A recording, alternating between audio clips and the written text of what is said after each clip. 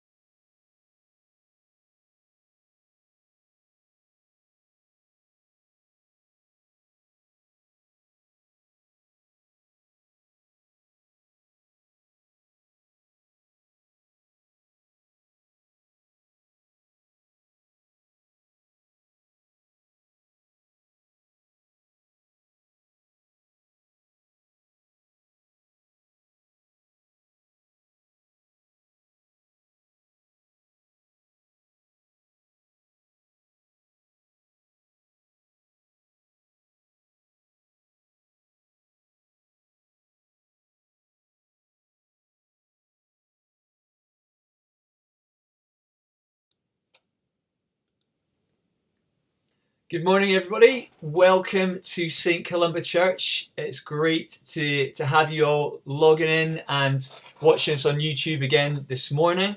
As ever, we want to say at the start of a Sunday service that who we are as a church is we're people who are discovering and sharing infinitely fuller life in Jesus. And that is as true this Sunday as it is any other time that we're together as church.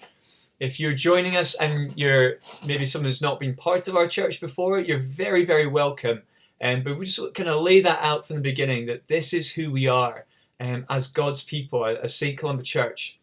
We are discovering and sharing infinitely fuller life in Jesus. And we would love that more and more people would discover and share that too in these days. So please do share this service, share this link with other people. When the service is done, feel free to point others to it. It's going to be here on our YouTube channel. You're very welcome whether you're joining us live or you're watching this later on. A few announcements for the church. So we were asking in our Friday email if people could be sending us their birthday videos. So next Sunday is Easter Sunday. Really hope you can join us then. And we're going to be celebrating as a church our 10th birthday.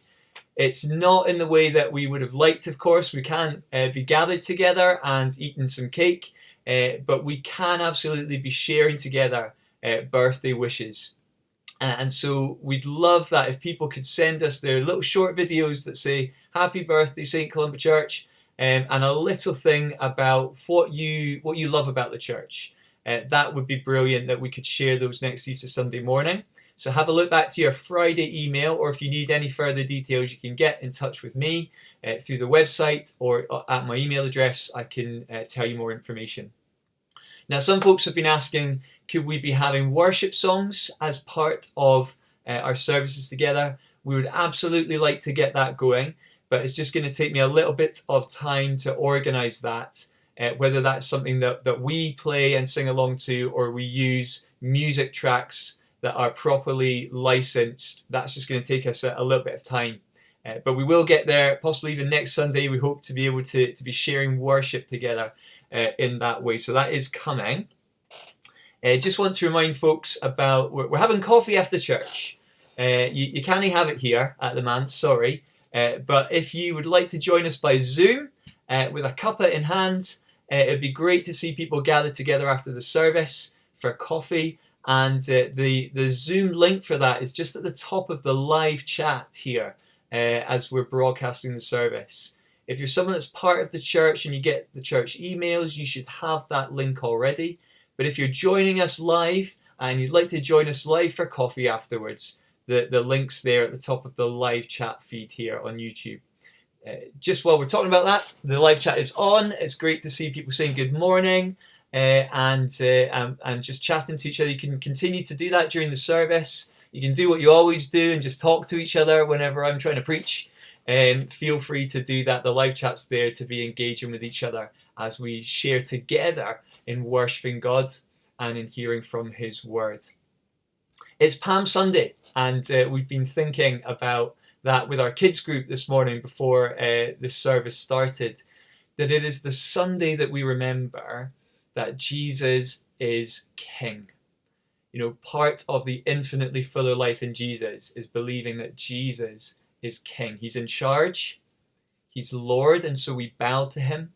Whatever He wants to do and however He wants to do it, that is up to Him, and He is King. And so we've been thinking with the kids, with the help of a song, and actually thanks to Lorna, who also sent me a text this week reminding me of this, that God's kingdom, to be in God's kingdom is this: it's God's people in God's place, under His rule and under His blessing. That's what life with God is. And I pray that this Palm Sunday, that is your experience, and in all our days to come, that is your experience. Now, back by popular demand this Sunday, it's the return of the sock puppets from the Mance household. So please sit back and enjoy the story of Mary and Martha as told by the sock puppets. This is the story of what happened once when Jesus came to tea at the home of his friends, Martha and Mary. You can find it in the Bible in Luke chapter 10. Jesus was on a journey, and his travels took him to a village called Bethany. Jesus had made friends with someone who lived there called Martha. When she saw that Jesus was traveling through, she said, "Come and stay at our house." Jesus said, "Thank you, I'd love to." So off they went to Martha's house.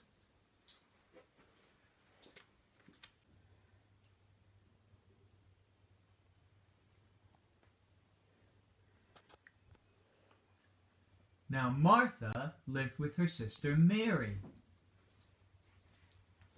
and with her brother Lazarus, who isn't in today's story, but he is in another one later on that we'll be thinking about in the sermon.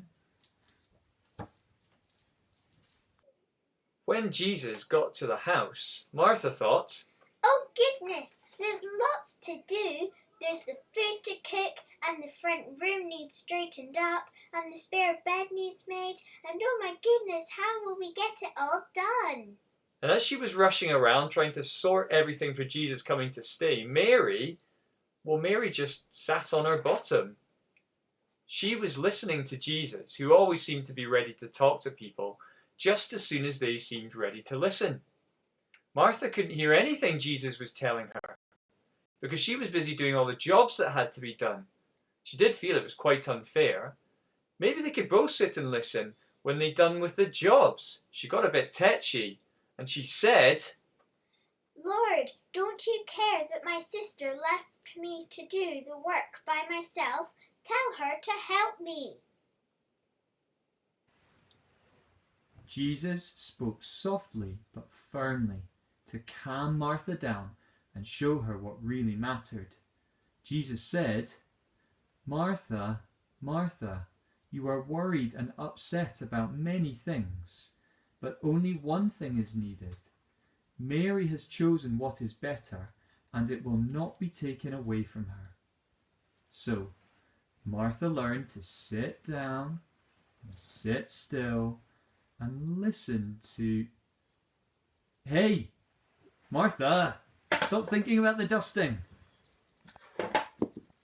Just look Jesus' way with your full attention. Everything else follows from that.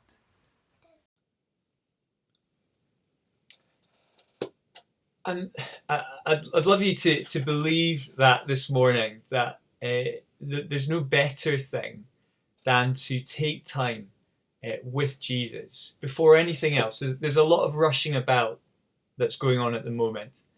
For some people, there's actually less time than there used to be. For some people, there's lots more time because of the circumstances of your job or your life. You've now got much more time stuck in than you would like to have. For many people, they actually have less time than they had before this whole coronavirus thing started.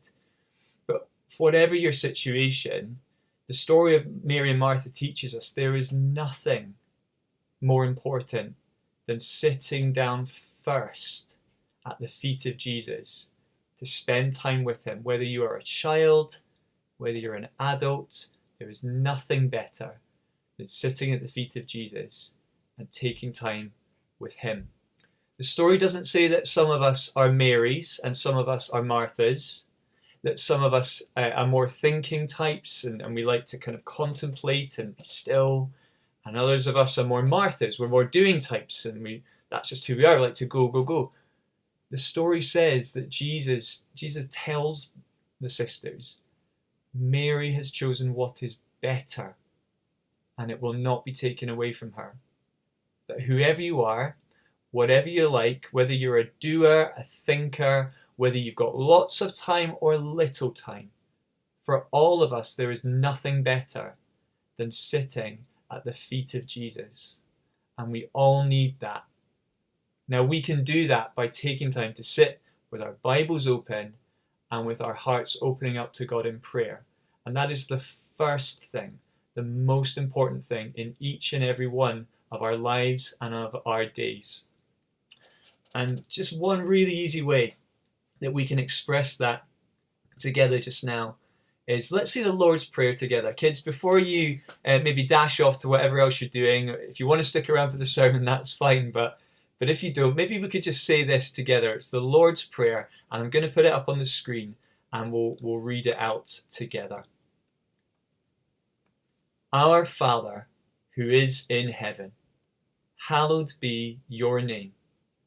Your kingdom come, your will be done, on earth as it is in heaven. Give us this day our daily bread, and forgive us our debts, as we forgive our debtors. And lead us not into temptation, but deliver us from evil. For yours is the kingdom, the power, and the glory forever. Amen. Great. Well, kids, thank you for sticking around to watch the sock puppets. You can hang about by all means, but we're going to have a look now at John's Gospel, chapter 11. That's what we're going to be thinking about in our sermon just now. So if you have a Bible in your house, I would encourage you to go and get it and to open it up. And yes, to be using it every day, but right now, let's grab those Bibles and open them up to John chapter 11. Now, as ever, I would encourage you to keep your Bible open as we go through God's Word together. It's good to check that is what the preacher's saying on my screen. Is that what's there in front of me in God's Word in the Bible? We're going to read together from John chapter 11, and we're going to break this up into sections as we did last week. So first of all, we're going to read John chapter 11, verses 1 to 16. That is going to be up on the screen here as well, but it is great if you just have a Bible open to follow along and during the sermon too.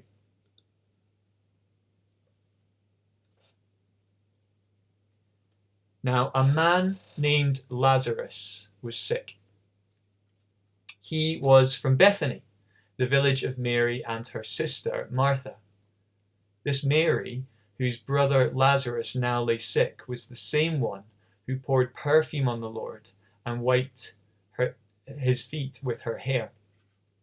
So the sisters sent word to Jesus, "Lord, the one you love is sick."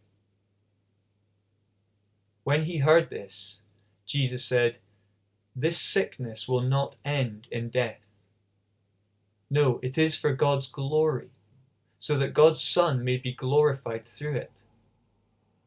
Now Jesus loved Martha and her sister and Lazarus.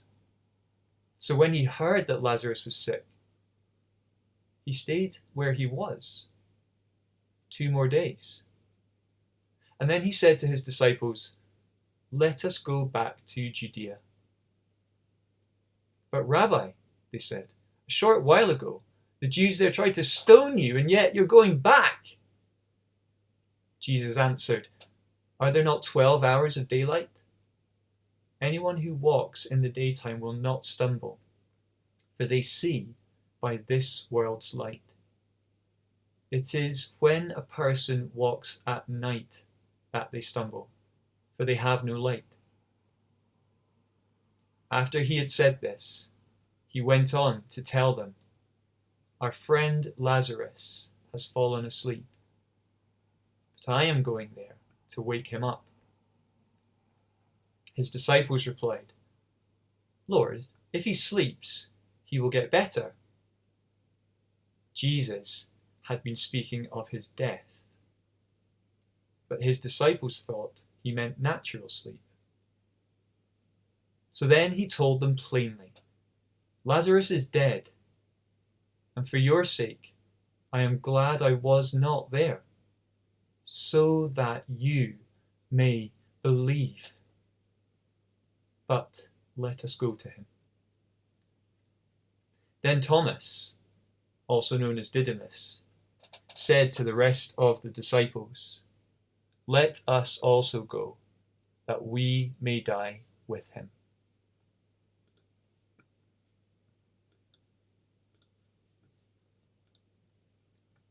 Is now a good time to talk about death? It's not something that our society talks about much. We like to put it off in every way, to put it off as long as we can in our practice of medicine and in our conversation too. But death is on the agenda now. Every day we hear about how many deaths there have been from coronavirus, over 50,000 worldwide now, and a growing number every day in many countries, including in our own. As Boris Johnson remarked a week and a half ago, "I'm afraid I must level with the British people. Many families will lose loved ones before their time." Many already have. So maybe now is as good a time as any to talk about death. And maybe we need to. What do you do in the face of death, of your own mortality, that of others that you love dearly? How do you kind of position yourself when death is put in your thinking?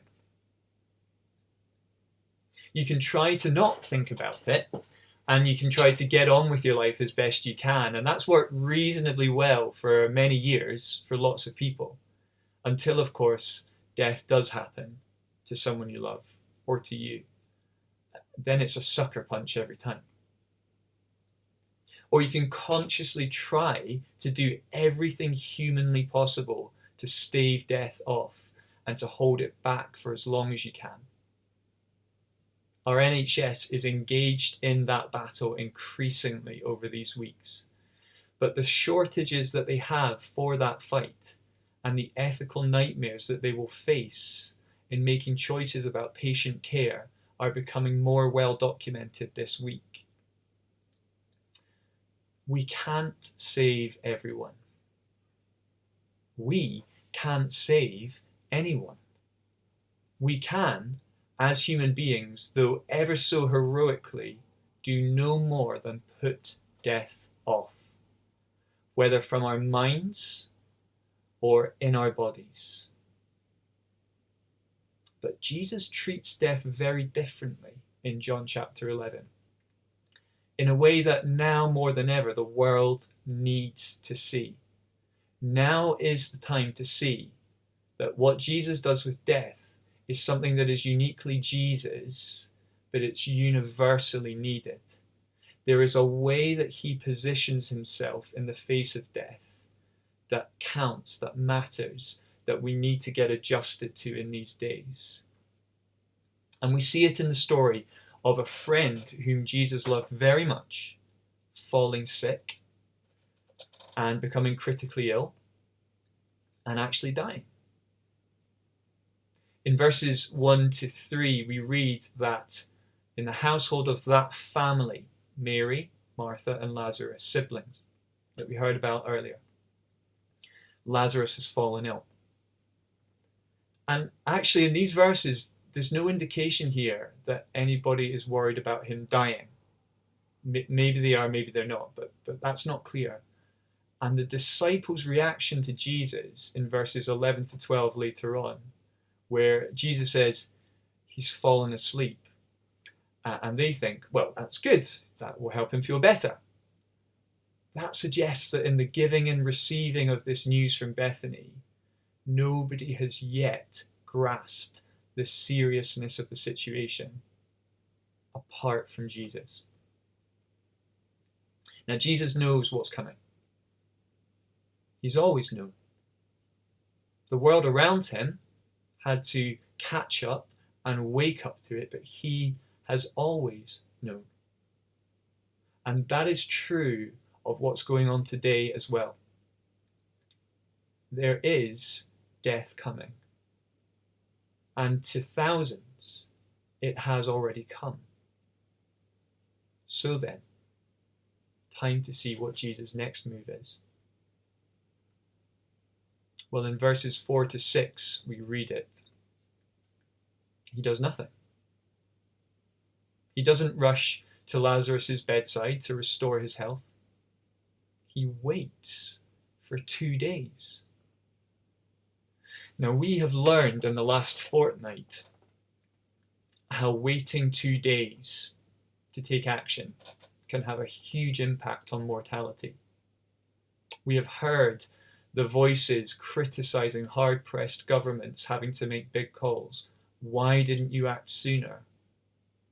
We get that feeling, that expression, why didn't you do something sooner? You're going to see that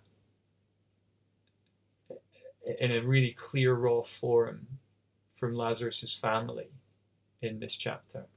Why didn't you act sooner, Jesus? And how many people treat God like this? I've seen it time and again. God wasn't there. He didn't act. I asked him to save my friend, my family member, and he didn't. So what kind of a God is that? Jesus will face similar criticism when he turns up 4 days after Lazarus dies. Criticism from both of Lazarus' sisters. So verses 21 and 32, we'll come to those. Lord, if you had been here, my brother would not have died. Where were you? And from some of the watching crowds, passing comment on unfolding events. It's what crowds do well, is pass comment. Verse 37. Could not he who opened the eyes of the blind man have kept this man from dying? Where was he? But the thing that we discover about what Jesus does with death is this. He didn't come to put our deaths off. He came to raise us from death to life. This is not pie in the sky fairy tale faith that so many people today have treated Christian faith as. This stuff matters now. It's the realest, truest, most important reality that our world needs to recognize in the face of death in these days. Jesus didn't come to put death off. He came to defeat death when it strikes. Back in verse 4, Jesus said, "This sickness will not end in death." Now we death putter offers want to go straight to that meaning. Oh good, he won't die. That is, of course, where we want to go. Let it be that they don't die. But that's not what Jesus said. And it's clearly not what he meant as we read through the whole chapter. He said it wouldn't end in death. He said that death would not be the end. Jesus waited And he let death have its go at Lazarus. He let it swing its awful weapon, sting its prey, wreak its havoc. He did not mean to prevent that. And he explains why in verses 14 to 15. Lazarus is dead. Now that would have cost Jesus something, to say those words out loud. This was a friend he loved very much. And you know that acknowledgement thing when you say it out loud. Lazarus is dead.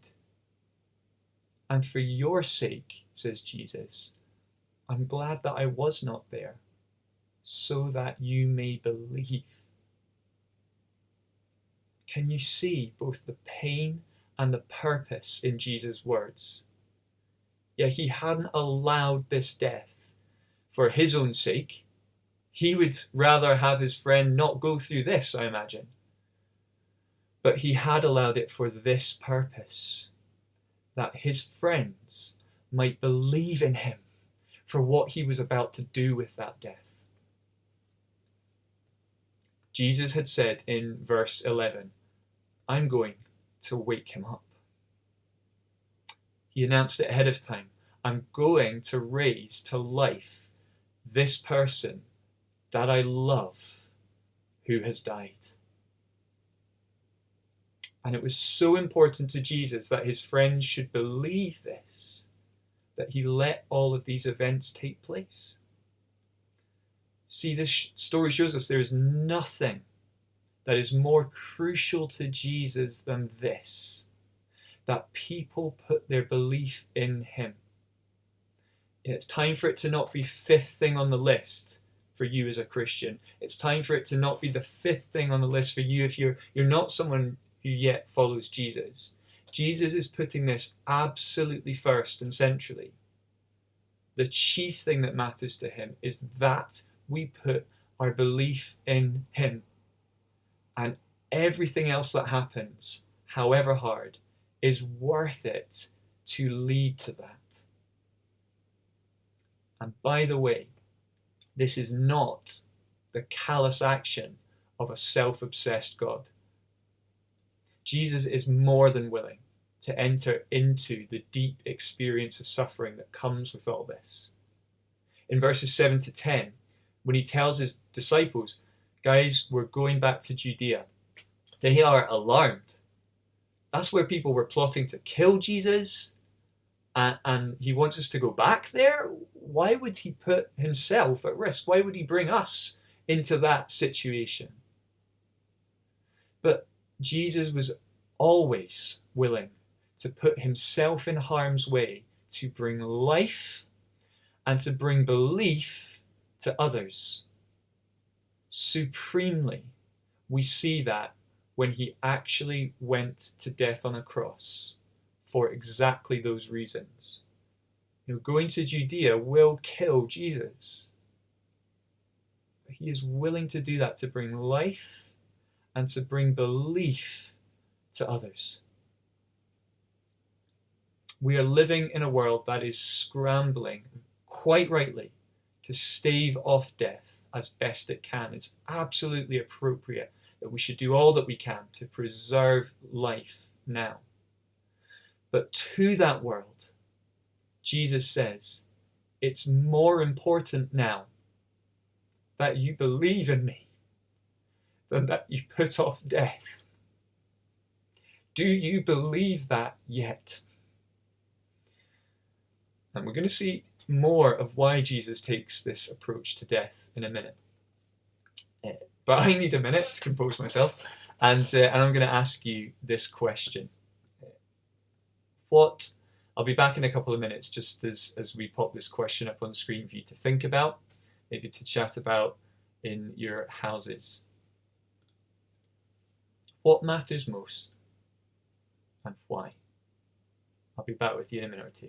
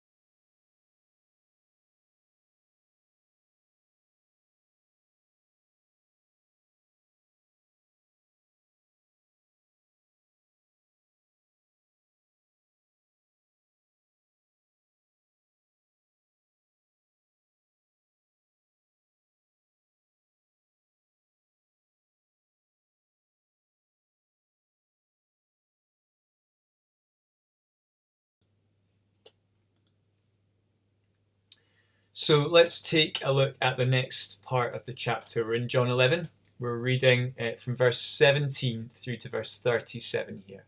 John 11, verses 17 to 37.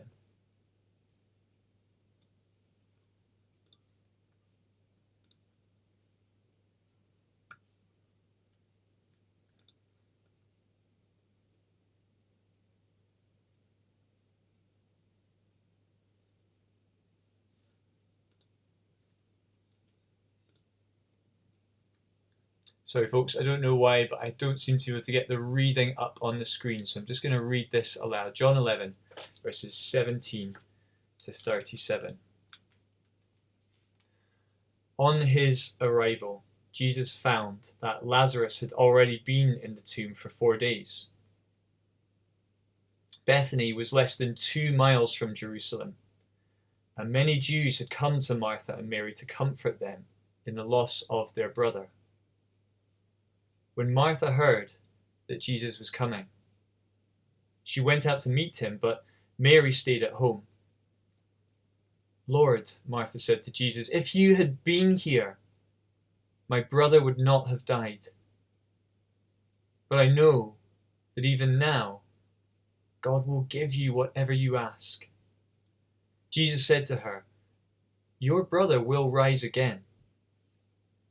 Martha answered, "I know that he will rise again in the resurrection at the last day." Jesus said to her, "I am the resurrection and the life. He who believes in me will live, even though he dies, and whoever lives and believes in me will never die. Do you believe this?" "Yes, Lord," she told him. "I believe you are the Christ, the Son of God, who was to come into the world." And after she had said this, she went back and called her sister Mary aside. "The teacher is here," she said. "He's asking for you." When Mary heard this, she got up quickly and went to him. Now, Jesus had not yet entered the village, but was still at the place where Martha had met him. When the Jews who had been with Mary in the house, comforting her, noticed how quickly she got up and went out, they followed her, supposing she was going to the tomb to mourn there. When Mary reached the place where Jesus was and saw him, she fell at his feet and said, "Lord, if you had been here, my brother would not have died." When Jesus saw her weeping, and the Jews who had come along with her also weeping, he was deeply moved in spirit and troubled. "Where have you laid him?" he asked. "Come and see, Lord," they replied. Jesus wept. Then the Jews said, "See how he loved him?" But some of them said, "Could not he who opened the eyes of the blind man have kept this man from dying?"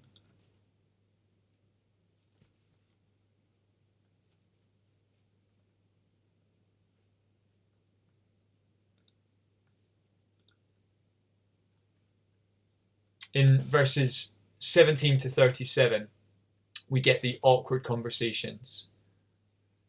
I wonder if you can picture the looks on people's faces in this scene. When Martha walked out and came face to face with Jesus in that raw week of her brother's death, what emotion was written in her eyes and on her brow? How did Jesus meet her gaze? How did she meet his? What was on Jesus' face when he uttered these life-shaping, audacious, apparently ridiculous words to her, of hope to her? Forgive me if you think this is reading into the text too much or trying to do too much with it, but let me go through their conversation, the one between Martha and Jesus, and let's see if we can imagine the thoughts running through Martha's mind, both when she speaks and when Jesus does. Lord, if you had been here, my brother would not have died. Why didn't you just come? We needed you, and you weren't there. But I know that even now, God will give you whatever you ask. I've seen enough of you, Jesus, to hope. Just enough to hint at you. Look, Jesus, if there's anything you can do, I know you can still change things if you want to. Your brother will rise again. That helps. Hearing it straight from Jesus, that helps. It doesn't stop this searing pain in my heart because he's not here now. But that tear in Jesus' eye rolling down onto the smile curling up at the edge of his lips, I feel like there's something more here. I know that he will rise again in the resurrection at the last day. Everything that I heard growing up as a child about God and heaven and life after death, suddenly it's at the front of my mind and it's tripping off my tongue. I do believe that. I really do. But why is he looking at me like that? Like he wants more from me. He wants more from my heart, more from my expectations. Why are his eyes locking mine? What's he about to say? I am the resurrection and the life. He who believes in me will live, even though he dies. And he who lives and believes in me will never die. Martha, do you believe this? He's looking at me hopefully. He really wants to know. Do I believe in him? Do I believe in him? There's all these people watching to see how I respond to that in my sorrow. I know that some of them want to kill him for what he says about himself. I know saying yes to this won't lift me up in many people's eyes. Oh, they'll pity me and they'll say, whatever helps you in your hurt. But they'll think I'm misguided and deluded and blinded by grief. But I don't care. I know this man. I know who he is. I just want to see what he's going to do next. Yes, Lord. I believe that you are the Christ, the Son of God, who is to come into this world. Mary. I need to tell Mary that Jesus is here. She needs to have this conversation with him too. And Mary does come. She comes running. She falls at Jesus' feet, which is where we see Mary every time that she's with Jesus in the Gospels. She sat at his feet as he taught her. She falls at his feet here. In the next chapter, chapter 12, she will fall at Jesus' feet and wash them with perfume and her own hair as an expression of her love to him. But right now, in this moment, she starts the conversation in the same way. Lord, if you had been here, my brother would not have died. That's all she says. She doesn't say anything more as Martha did. She just says, Jesus, you weren't here. In verse 33, she gets swept up in the sheer sorrow. She's overcome with tears. Jesus looks down and he sees his friend Mary there in a crumpled heap of grief at his feet. And he looks around and he sees a whole community crying together. And he looks up and he sees the grave where his close friend Lazarus lies dead. And this is how Jesus responds.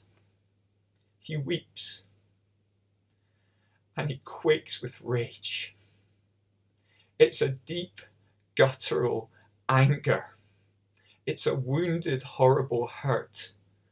That's what verse 33 is translating a bit politely into English.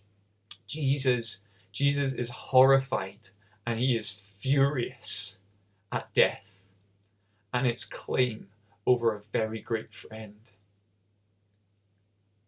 Folks, Jesus isn't a God who is unaffected by our deaths. We are not his playthings.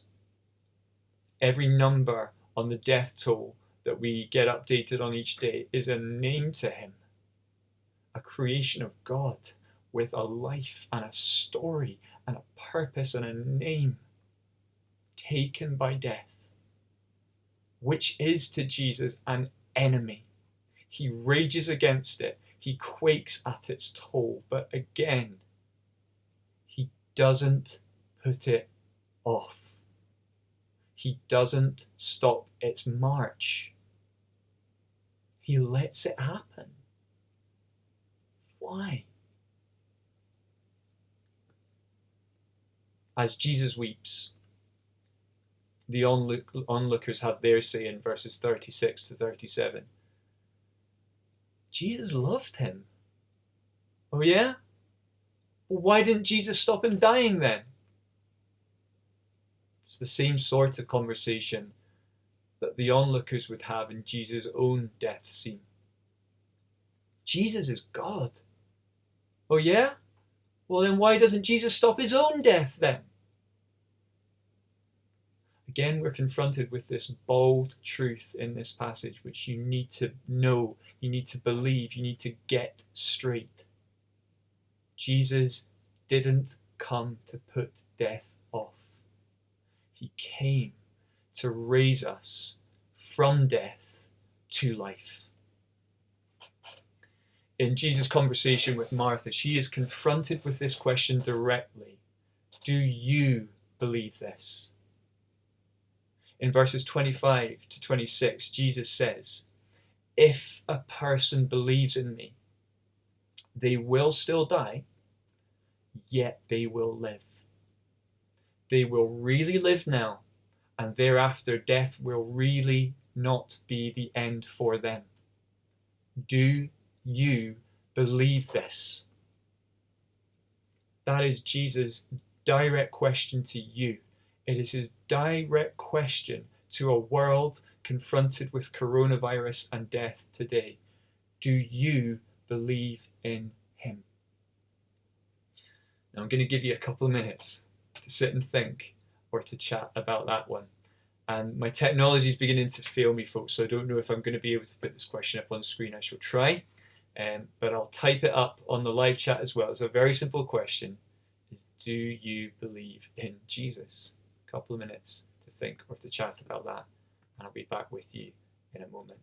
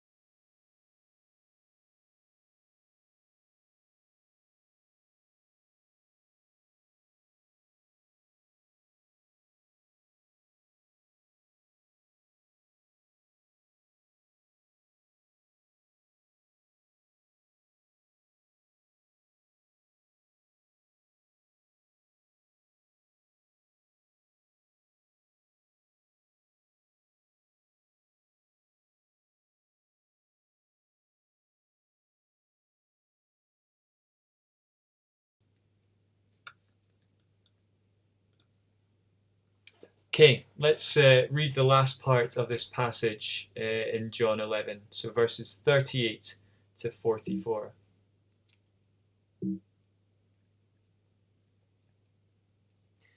Jesus, once more deeply moved, came to the tomb. It was a cave with a stone laid across the entrance. "Take away the stone," he said. "But, Lord," said Martha, the sister of the dead man, "by this time there's a bad odor, for he's been there 4 days." Then Jesus said, "Did I not tell you that if you believed, you would see the glory of God?" So they took away the stone.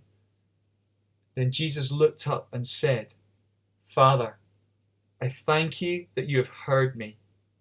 I knew that you always hear me, but I said this for the benefit of the people standing here, that they may believe that you sent me." When he had said this, Jesus called in a loud voice, "Lazarus, come out." The dead man came out, his hands and feet wrapped with strips of linen and a cloth around his face. Jesus said to them, "Take off the grave clothes and let him go." This is the moment that Jesus has been waiting for. When the world cries, "Jesus, what are you waiting for?" Jesus answers, "This. Take away the stone." He was not going to stop the grave being filled. He was going to empty the once filled grave. Take away the stone. "But Lord," says Martha, "the smell, it's already been 4 days." In Martha's mind and imagination, all that she can see is that her brother is already dead. It's too late now. Nothing good can come of this command. But then Jesus presses again and again on that theme that will not leave his lips this whole chapter. Didn't I say that if you believed, you'd see the glory of God? Then later, "I'm standing here praying out loud to you, Father God, so that these people may believe that you sent me." Believe, believe, believe.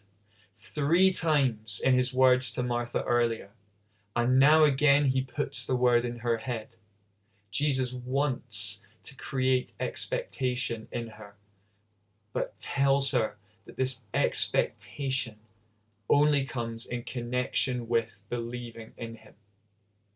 That is absolutely the first and fundamental thing that Jesus wants to say and put in people's minds in this whole situation. He says, believe. And then the words that change everything. Words that show what all the waiting was for. Words that show the power and love of God. Words that show what Jesus does with death. Words that actually would seal Jesus' own fate to die on a cross, as the rest of chapter 11 goes on to explain. You can read that later if you'd like to. Loud words of life. Lazarus, come out. And with that, just with the words of Jesus, the man who died walks out alive. Take the grave clothes off and let him go. Jesus commands that he lives. He commands that every vestige of death and its uniform gets thrown off and that he becomes free. This is what Jesus does with death. He lets it strike. It can have its go, fine, but then he defeats it utterly, completely, with nothing more than his word. everything about this incident, Lazarus falling sick and becoming critically ill and dying, Jesus letting it happen, Jesus meeting the mourners in their grief, Jesus simply speaking to unshackle this man from death, it has all been for the benefit of those watching and paying attention to Jesus. Verse 42, but I said this for the benefit of the people standing here, that they may believe that you sent me, Father. It mirrors verses 14 to 15. Lazarus is dead, and for your sake, I'm glad that I was not here, so that you may believe. Everything that Jesus has done has been for two things, for our benefit, at great personal cost to him. It has been to show the watching world that he will not prevent death at all costs, but he will defeat death and free people from it after it has claimed them. And it has been to impress upon us repeatedly and clearly and invitationally that freedom from death and that gift of life comes only to those who dare to believe in him. Now, many give up on God because he doesn't prevent death. Jesus is telling you, I did not come to prevent death, but to deal with it. I didn't come to delay death, but to defeat it. I didn't come to put it off. I came to conquer it when it comes. Don't give up on me, says Jesus to you. Believe in me, says Jesus to you. That is a matter of life and death. Now, Jesus completely embodied this message of how he deals with death himself, because he goes to a cross to die. And it's only after he goes through death that he is raised to life. He practices what he preaches here. That is the way that Jesus entered into humanity. And it is how he leads humanity through our lives in this season and in every season. Now, next Sunday, we celebrate the greatest thing that has ever happened. Something that the raising of Lazarus was just a shadow of, a sign of, a foretaste. Jesus Christ dying on a cross, and with him, our sin and shame, and rising to life, never to die again, calling home to him all who believe in him to live and die and live again. In a world of coronavirus and death drawing up and drawing nearer, a world that's been forced to look again at its priorities and its worldview, a world wondering what God is doing in the face of it all, there is a crowd that knows this story and needs to make it known. Jesus doesn't put death off, he conquers it when it strikes. It's Palm Sunday.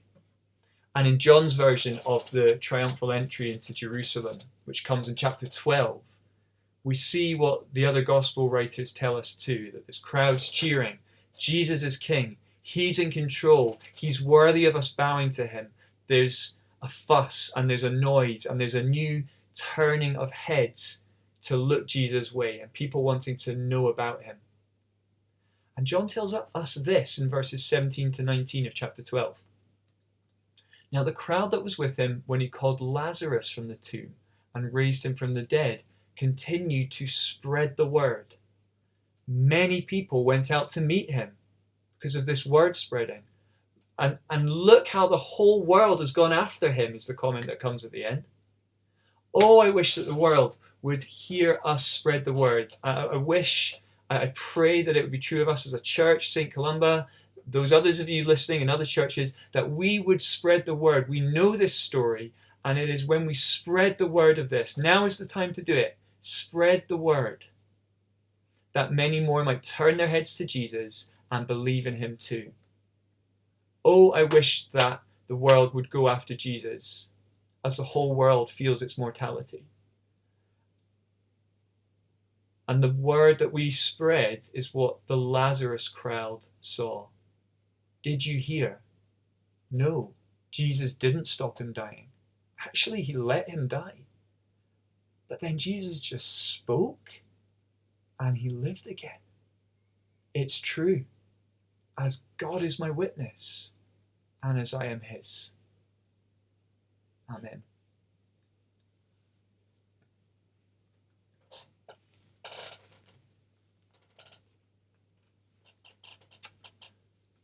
Now I'm going to run a video for you.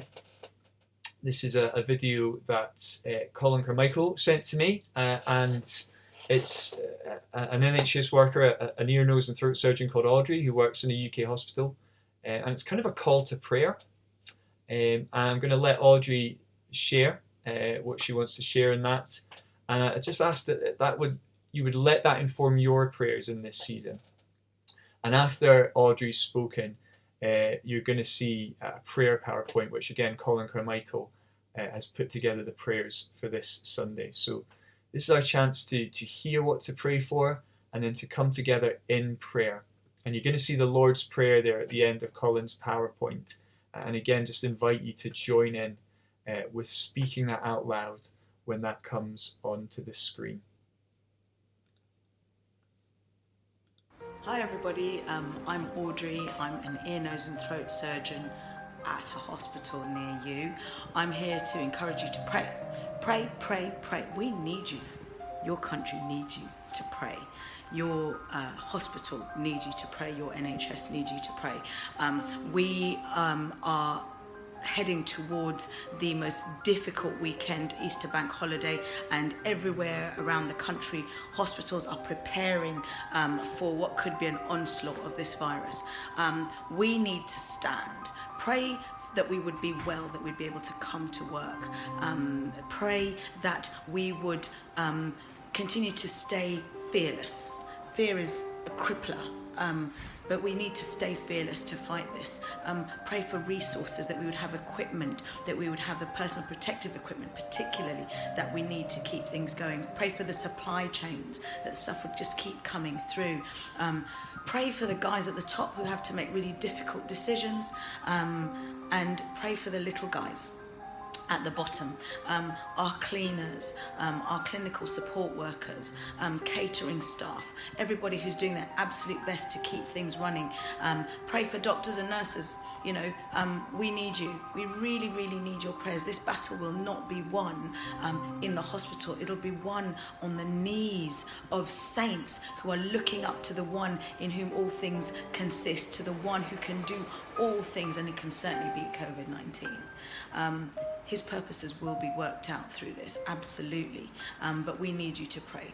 Pray for Christians in the NHS. There are a number of us who God has strategically placed in different spots just so that we could stand and keep the light burning and shine that light that says Jesus is Lord. Think of Faith, who's in the emergency department, who, when I saw her the other day, was putting on her PPE just about to see a COVID patient, and she smiled at me and she said, "He that is in me is greater than all this."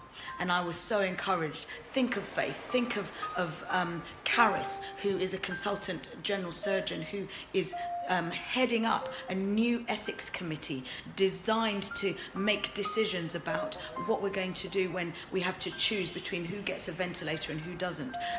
God has put a Christian in charge of that committee. Yes! Pray for her. She needs your prayers. Pray for me.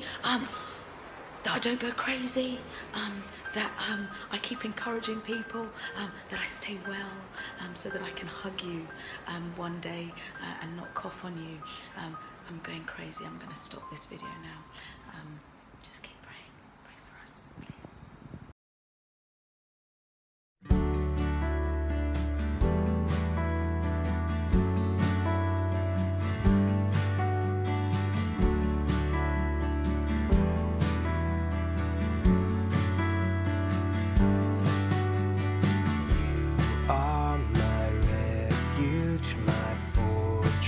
My tower, constant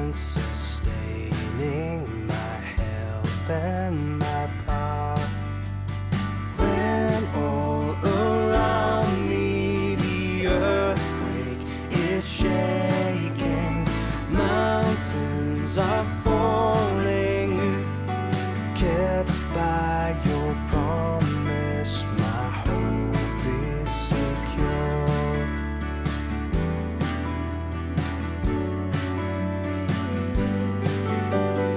There is a river refreshing and calm, flowing with peace where God's presence is found. See now, our God is triumphant, victorious. By His command He dispels all the darkness. I will not fear, I will not fear, kept by your promise, my hope is secure.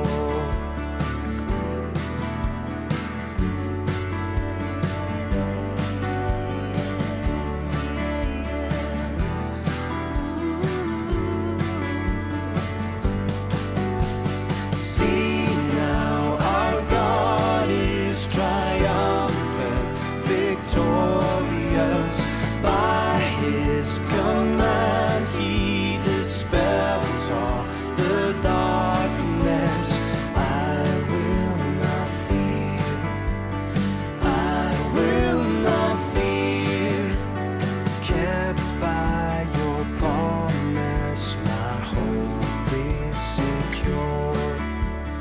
Kept by your promise, my hope is secure.